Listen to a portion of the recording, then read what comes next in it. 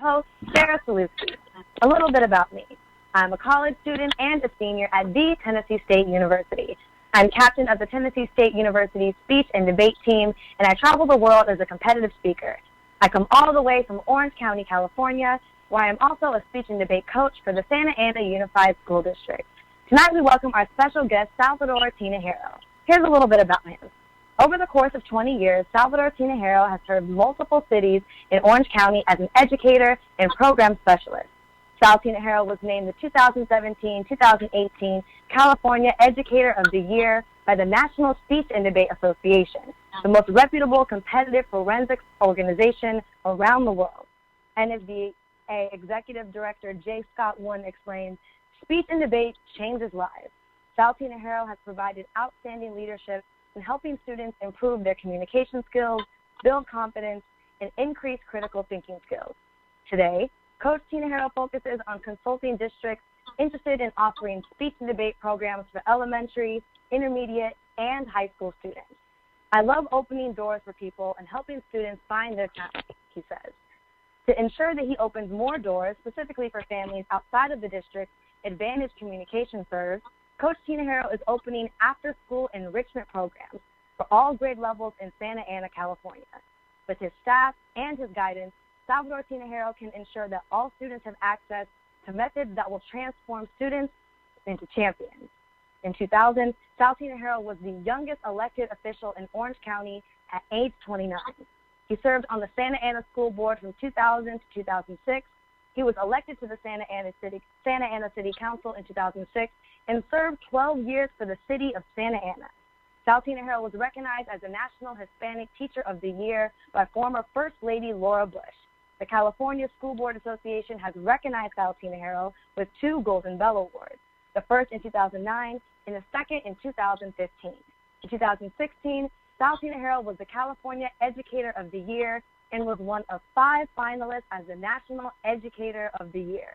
Please welcome to the mic, Salvador Tinajero. Oh, thank you very much, Miss Sarah. I really appreciate it. Congratulations to you on your show, and kudos for what you stand for and everything that you're doing. So it's an honor to be on your show today. It's an honor to have you. I'm so excited for listeners just to hear about your journey and all the amazing work that you do. So just, again, thank you so much for being here. Sure, anytime. So we're going to jump right into it. So Sal, take us back just a little bit. What got you interested in wanting to give back and really serve your community? Well, I come from a very tough community. My father was murdered when I was 15, 1 week before my 16th birthday, and so my parents were immigrants, and I didn't really have much direction. I knew that I needed to go to college. That was ingrained in my head since birth, from the teachers that I went to school with, my parents. I knew that's something that they wanted me to do. I just didn't know what to do and how to get there, and so I happened to be very fortunate. I walked into my old coach, Michael Lee, who passed away about 5-6 years ago, and I walked into his class, and he said, "I think you should start the speech team." In the Latinx community, we are taught that teachers are almost like a second parent, so you don't say no. So I reluctantly said no, right. And I felt guilty, and then did it. And I was thinking to myself, I'll do it one tournament, and then I won't ever do it again, and I'll say thank you very much. But I went in, and I realized, wait a minute, I can do this. And after that, the rest was history, and it was this activity that got me a college scholarship to the four-year to university, and then in turn broke me out of poverty. So that's, in a nutshell, that is why I'm so passionate about what we do as we go and break other students out of poverty through this activity. Yeah, you have such an amazing journey from where you started and then getting sucked into speech and debate, and how that just transformed your life. So that's truly just amazing. Right. And now exactly. You are and now you're an educator and you're a program specialist. So tell us a little bit about your journey into the field of education. So what happened was, as I stated, I was 29 years old, and I was elected to the school board here in Santa Ana. So I had to leave the district because it's a conflict of interest. If you're on the school board, you can't be a teacher in the same district. So there was an LA Times article that said that I was looking for a job. my old high school economics teacher was a principal. He's now a superintendent, but he was a principal at Fullerton High School, and said, I want you to start a speech team here. What he didn't realize was that my goal was to use this as a vehicle to break kids out of poverty. So I jumped all over it. It took me about 3 or 4 years to figure it out, and we built one of the strongest programs in the country. However, what makes us unique and what makes my journey different than most coaches is most coaches stay in one place and they continue to help students cultivate there, right? And it creates a good, strong longevity there at the school site for that particular community. What happened with me, which was unique, was because I was in a position of leadership. I was on the school board, so I get to interact with other school board members. Then I was elected to the city council, so then we get to interact with other people.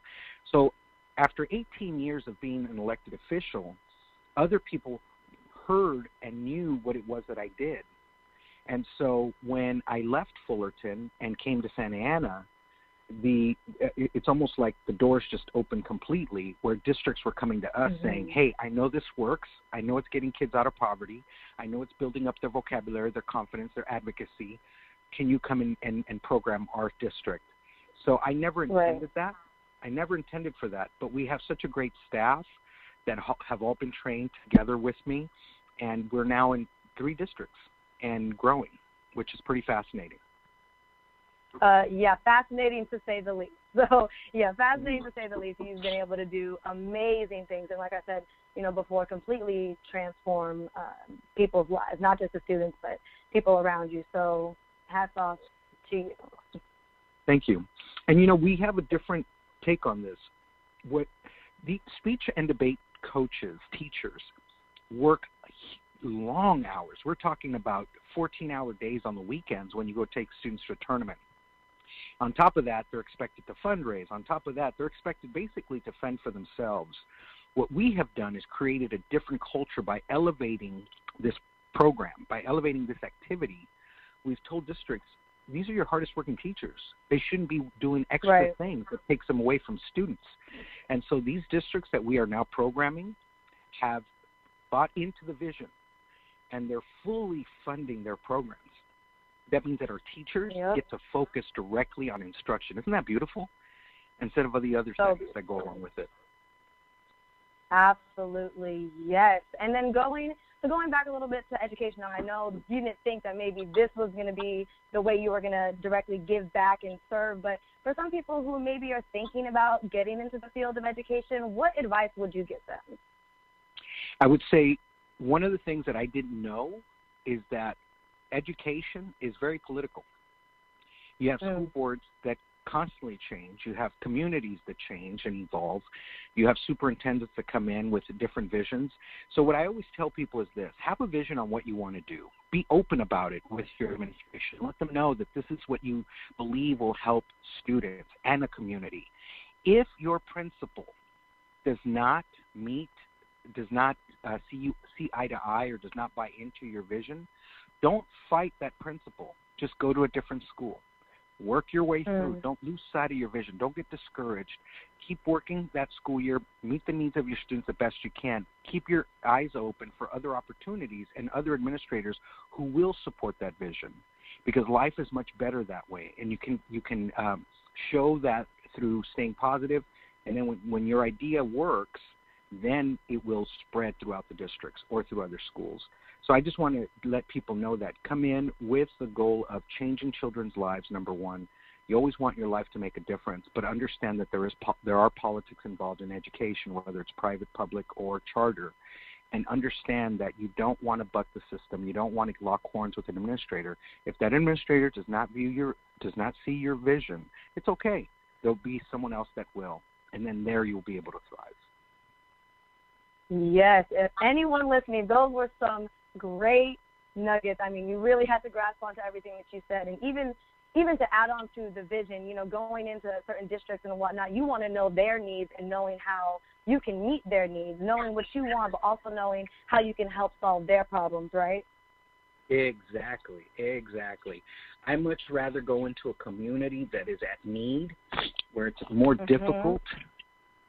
But at the end of the day, like I said, my goal is I want when it's all said and done and my days are over here on this planet, I want to be able to say before I leave this planet that my life made a difference. And not just in the students that I work with, but also in the alumni that I have and the people that I've worked with to help me promote this vision. My hope is that all of us together can appreciate the talents that everyone has and just view this time in our lives as a very special time where we were really changing the lives of people and the trajectory of where their future is going to go.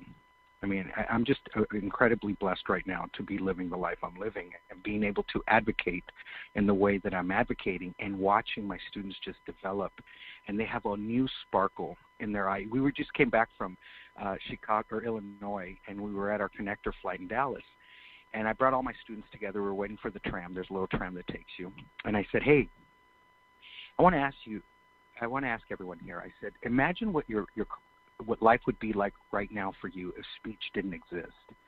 And the look of fear came over my students' eyes for a split second. And they recognized, and I said, what is it? And they said, Mr. T, we have hope now. We know we're going to go to college. We know we're going to get a scholarship. Wow. We have hope now. So when you said, imagine if we didn't have this, I don't know where I'd be. So it's just about having a network. Our kids of low income, and I was one of them, don't have that network. Yeah. So when they see other adults like yourself, like others that you work with that have a passion to help them, it just builds security and it builds success. Yeah, absolutely. I can attest to that because it really has transformed their lives, what they think their lives could be. I mean, it's really that. It's what they think their lives could be in the future, and now they get to look that far because when your basic needs aren't met, you can't look into the future like that. You can't dream like that because you're worried about how those basic needs are going to be met, and that's what it's like when you're living in poverty or borderline poverty. So you're definitely changing, I mean, just what's going on in their heads and what they can dream about, and that's what's so revolutionary about that in your work. Correct. And you know, the beauty of it is that they now feel that they have an advocate. And so, you know, if you don't mind, I want to tell a quick story about two students that you've worked with. These are two individuals, single mother. They're twins. And these young ladies, I kid you not, they follow every rule to the T. Every morning they wake up, when they're at tournaments, their makeup is flawless. They have their hair in a bun or a ponytail, and their suits are immaculate. They're ready to go. Parents don't have a lot of money. The mother has a hard time finding the bus money for the kids per month. It's expensive. It's about $50 a month per student. Mm-hmm. And so these young ladies, my biggest concern was that they had a real thick accent. Their parent had immigrated. They had a really thick accent. And what I really appreciated was people like yourself, Sarah, who viewed past that accent and went, you know what, it's not about that. We're going to overcome that because you have a story to tell and you have passion. And so what has happened with these young ladies is they have worked very hard because, one, they want to impress you, but number two, they're having huge success because someone believed in them in the fashion that you did. And that is what makes a difference. That's advocacy. You want to talk about changing a community. Your work, what you've done so far, is going to have a significant shift here in Santa Ana. We are putting together these young people who now have a voice. In the past they didn't. Right. And they're telling their stories all over the country, and they're telling them well because of people like you. So, you know, this is a team effort. It's not about one person. It's about a team effort and good people that have good hearts. And if we continue to move in that direction, could you imagine the impact that we're going to have all over this country? It's going to be amazing. It's going to be so amazing. I can't wait. And, oh, man, I was not going to get emotional today, but, you know, here we go. But, no, it's things like that make this work so great. And you know, the students that you've been able to do things like that with, I mean, it makes it all worth it, and it makes you want to keep doing this, I mean, for as long as you can make an impact like that. I mean, everything else is like whatever. So. Correct. Yes, absolutely. And while we're on the subject, please, since, you know, we're talking about the SAUSD, the Santa Ana Unified School District. Let's talk a little bit more about the program and about, what exactly it is that you do, and about possible expansion or your hopes for expansion or anything like that. Yeah, what we're doing is we have different contracts with different districts. We target districts that have a lot of English language learners or students that are low income. And the reason we do that is because that's where the biggest change is going to happen. Our parents of those students, they work 2 to 3 jobs at a time. I know one father who works 3 jobs to make ends meet. California is a very expensive state. People are getting by. It's a very tough place to live if you don't have the resources. So I always tell this story. I remember my mom, we used to always have to do chores on a Saturday. And I remember one day she had me working for about 4 hours. I was so tired, she finally said, "Hey, wash my car." And I was so disappointed. I was asking her, I'm like, what do you wash your car? I worked for 4 hours. She says, "Look, I'll buy you some McDonald's." When you're a poor kid like myself, McDonald's is a big deal. So I washed that car with enthusiasm, right? And so what I tell students, I said, it's amazing because I was uplifted because there was going to be a reward at the end after working very hard. Our parents worked very, very hard. And I said to them, you're their reward. You're what they talk about. You're what gets them up in the morning, and they feel, they're excited to go out and work because they see what their fruits. They see their kids are developing. They see their kids have a future, and it just brings a different element to the home. So we want to continue to work with that. We're expanding to other districts right now, and we're going to work together to scaffold. What was really interesting? We had students that came from Central America. The largest population right now that's immigrating into California is from Central America. And those students, when they come in, they only speak Spanish. And so those students usually work, they go to classes together, they sit at lunch tables together. They're kind of on the side. They're observers. They're not part of the school per se. What we have done is we have made speech. We have created speech, created 2 events that they can participate in Spanish. So we translate an English piece into Spanish, and we train them and coach them in their native tongue. Then 2 tournaments later, they're also learning it in English. And what's interesting to watch is how they know how to to enunciate certain things, to hit a certain pitch with certain words, even though it's not their native tongue. And what we've seen is a huge increase in vocabulary acquisition, but more importantly, those students are also part of the team, so they're part of the school. So what we want to do is we want to continue to give those students a voice, to give them a place to be.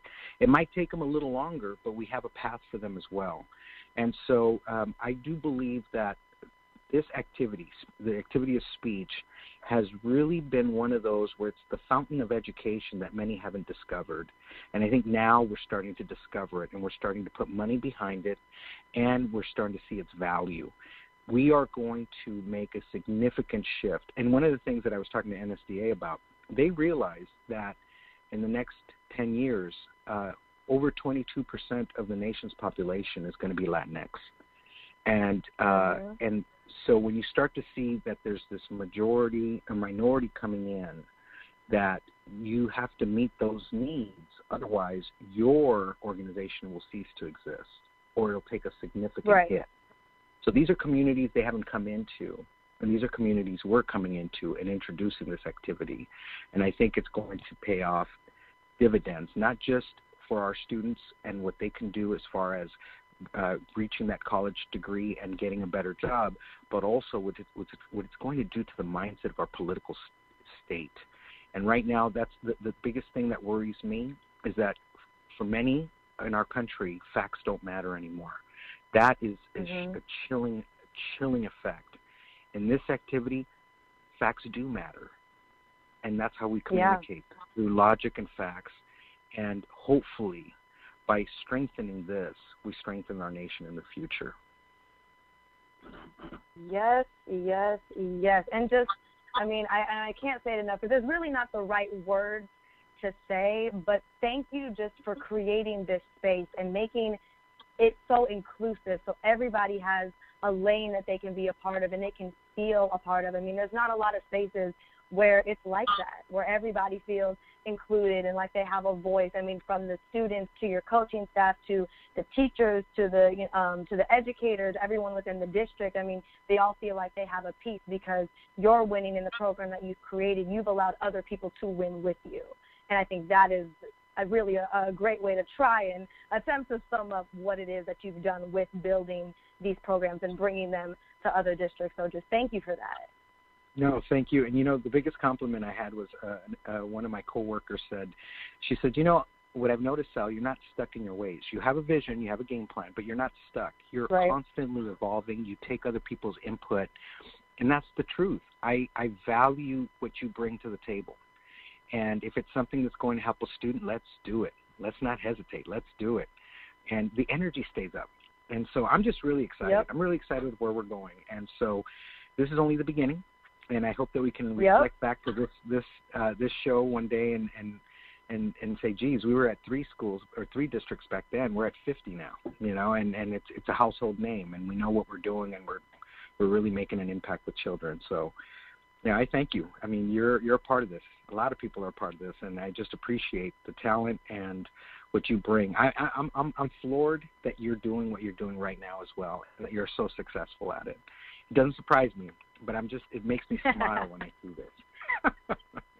Oh, thank you so much. No, oh my gosh, I really, really appreciate that. And just being able to share the space with somebody like you and you giving me an opportunity, so that means the world. And now we get to do this. So that's, you know, the great part about it. Right. I agree. Yes, and so moving on just a little bit, I wanted to touch on, you know, you mentioned politics, so a little bit about what you've done in the past. You know, you were elected to the Santa Ana City Council. You served on the Santa Ana School Board, and so you've given so much into your community. Can you tell us a little bit about your experience there? Yes, you know, thank you for that. It's been interesting. You know, when I came in, we used to have schools. They're called magnet schools or fundamental schools in Santa Ana, and people used to camp to get into those schools. And it created a kind of a 2-tier system. And I remember when I was elected, I said, this is not right. It should be a random and unbiased process. And at that time, Orange County was extremely conservative. They used to call it Reagan country. And they had this channel called Orange County News, and it was very slanted. And I remember they were calling me a socialist, and they were calling me this, that, when all I was trying to do was create equity. Anyways, long story short, the state attorney general, I went all the way to his office, said that what Santa Ana Unified was doing at that time was illegal, that you couldn't have people camp out. It had to be a lottery, a random and unbiased process. So we changed that. As a city council member, that was a huge move. As a city council member, we tried several different things that people hadn't done. For instance, California was impounding people's cars if they were not legal residents. We changed that. We were the first city in Orange County to allow dispensaries to sell medical cannabis and so forth. We were the very first ones. These were all things that were taboo.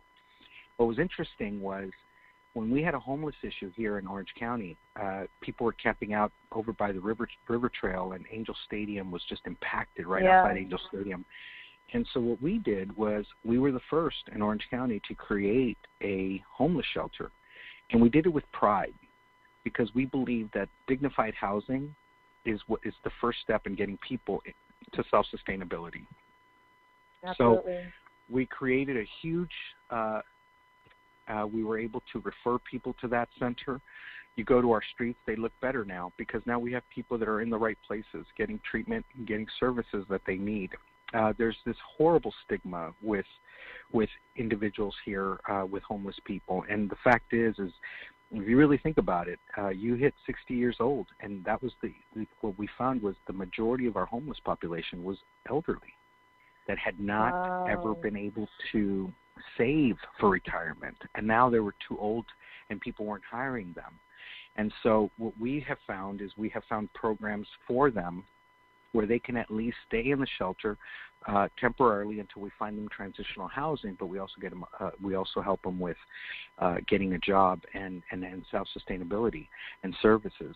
But you know, it goes back to this too. I think one of the best educations is for students to see other people that they normally don't see.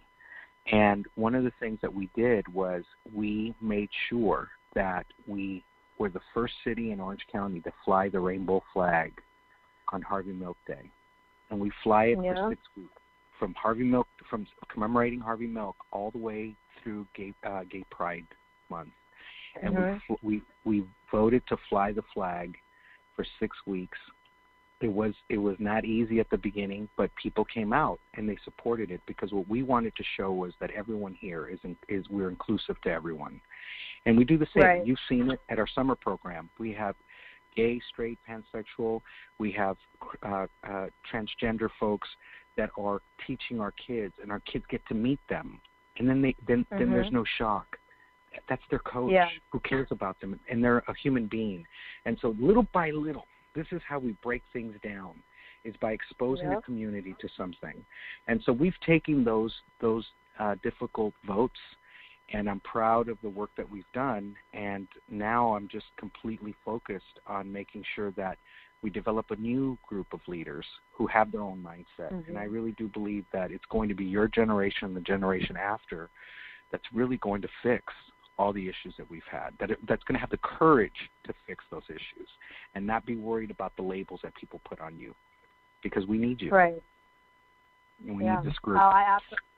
We do. I absolutely agree. And the way, that you make change, you start on the ground. You do the things that you were able to accomplish, and you start by, putting people in front of people, because we're all real people, and showing everybody that, we can go this way and we can change and there can be progress, and it might not be easy at first, but, we can do it all together. So that's absolutely beautiful. Correct. Yes. And so with giving back to your community, Sal, what is some advice you would give to someone else who wants to give back to the community, but they don't really know, where to start? Start with your passion. What is it that you do well? What is it that you enjoy doing that helps people? Start there, and research where you can go to basically showcase that. So if you're a musician and you're going to break the cycle of poverty through music, and you have connections with other colleges or that can help with scholarships and so forth, find a place that is in need of that particular art.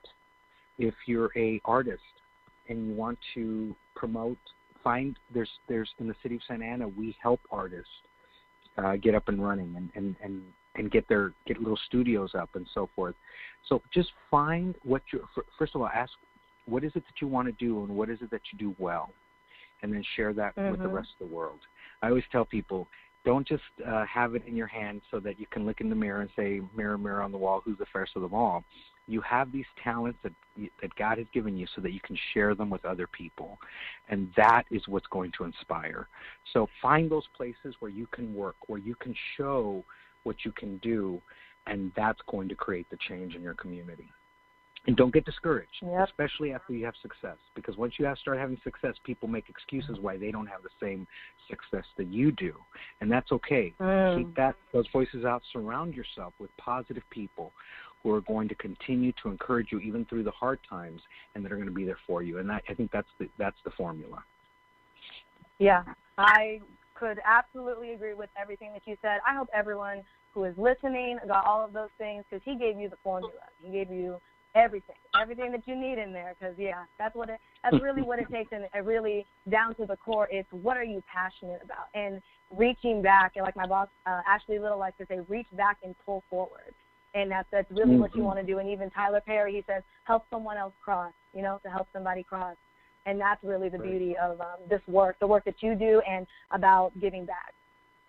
That's right, and thank you, Sarah. I mean, I just tell you, I'm just so, my heart is full right now watching you do what you do, knowing your story, and I don't know if your listeners have ever heard of your story, but your story is an amazing story, and the fact that you're still standing strong, and now you're a major advocate for many individuals, and this is only the beginning. So I'm just proud to know you and to be a part of what you do, and I just want to give you a great congratulations. I think it's pretty gosh darn amazing that you're doing what you're doing, and in the fashion that you're doing it. So congratulations for that.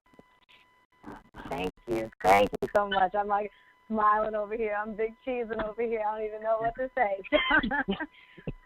But I ask all my guests this question, Sal. So why do you believe activism in this day and age is so important?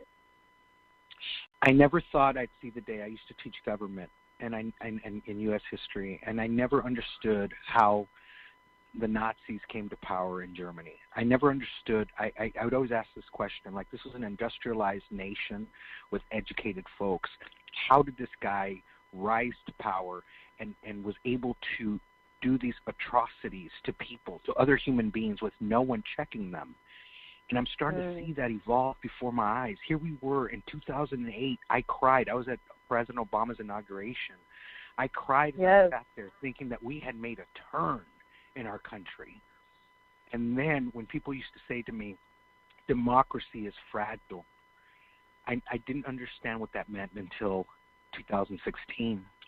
And what I've witnessed since then makes me realize how fragile democracy is. And this, if there's ever a time to make sure that we become advocates and that we are constantly challenging what is being told to us, because as you know, truth doesn't matter right now either for a lot of folks. And we need to continue to advocate and tell the truth and tell others how important it is, especially the younger generation, to keep pushing the truth with logic and facts. And we need to be, this is one of those times where we need to be the most astute, because quite frankly, you and me are people of color. And we need to be very careful, because we will be the first to be targeted. And that's my biggest fear right now. So advocacy right now is more important today than ever before. Yeah, I have to agree with you. So, for sure. Oh, my goodness. I can't believe this is, we're closing up here. But I want to ask you, Sal, how can listeners find you on social media or get in contact with you to learn some more about the work that you do and all of that? They can go onto my Facebook page. It's Salvador Tinajero. You can look me up and friend me, and I will give you my Twitter account after that, and I will let you know. And anyone who does this activity and wants to help other students, trust me, I am getting calls from people from districts all over the country. There might be a place for you to be able to be an advocate and to change someone's life. So please reach out, and hopefully we'll work together. Yes, please reach out to him. Salvador Tinajero is someone that you want and you need to know. You need him in your life. So go ahead and friend him and get that information. So once again, Sal, thank you for such an incredible interview. Thank you for sharing your story and your journey with us and the work that you do and giving people advice on how they can continue to push forward and change the lives of others. Just thank you so much for this opportunity. No, thank you. Thank you. Keep doing what you're doing. All right. Well, I'll talk to you soon, okay? All right. Thank you. Have a good night. All right. Bye-bye. All right. Bye. Thank you for tuning in to another episode of Activists of Today. I've been your host, Sarah Sulewski. I would like to give a special thanks to my boss, Ashley Little. You all may follow me on Facebook at Sarah Sulewski or on Instagram at Sarah_Sulewski. Thank you.